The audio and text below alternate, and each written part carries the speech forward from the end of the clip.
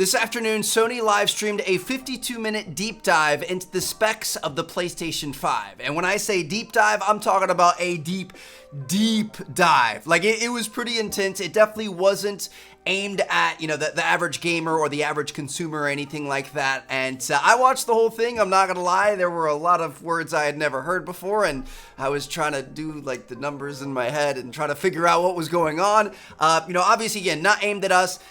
Keep in mind, it was meant for the Game Developers Conference, so it was meant for like industry insiders and developers and stuff like that. So it really wasn't meant for consumers. We didn't hear anything about the design, about the release date, the price point, the games, or anything like that.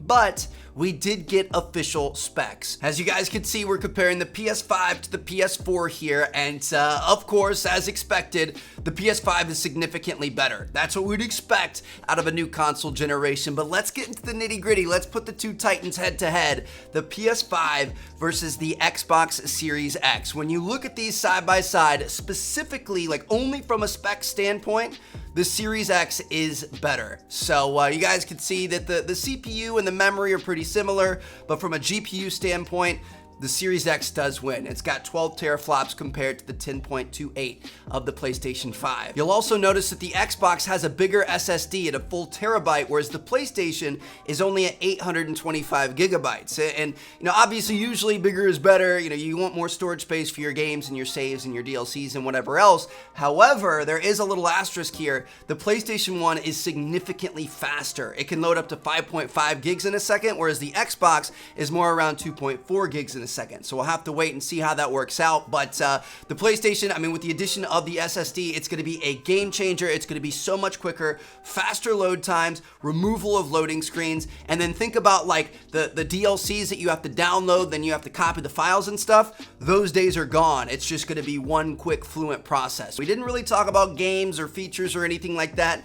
They did say that almost all of the top 100 PS4 games were going to be backwards compatible right at launch for the PS5, which is a good thing. They said it's going to be the most eco-friendly console that they've ever had. It's going to be quieter, it's going to be more efficient, that sort of thing. And then they also, towards the end, went into a huge thing about like audio improvements and 3D audio and stuff. So, of course, around the board, video, audio, lighting, everything is going to look a lot better on this console. And that's about it. So I think a lot of people were a little bit disappointed that they didn't talk about games or at least the way it looked or anything like that. But at least we can compare the two in terms of specs, and we can start thinking about which one we want to get towards the end of this year. So what do I think?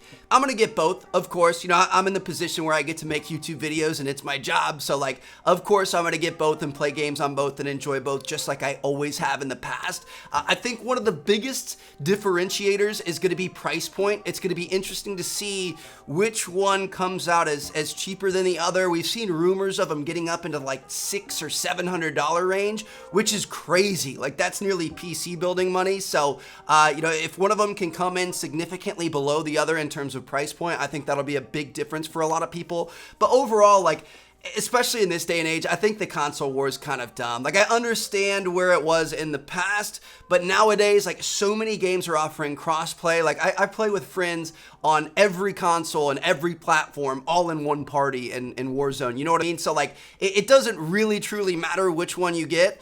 Choose the one that's going to have the exclusives that you're interested in. Choose the one that you like some random feature that it has. But really, they're both going to be impressive systems. They're both going to be great for gaming. And just because one has 2 extra teraflops or one has a slightly quicker hard drive, I don't see that there's going to be a massive difference. So just choose the one that you like. And we're all going to be happy gamers come the end of the year. So let me know what you guys think down in the comments. Are you leaning towards one or the other? Leave a comment down below, and I'll catch you guys later. Peace out.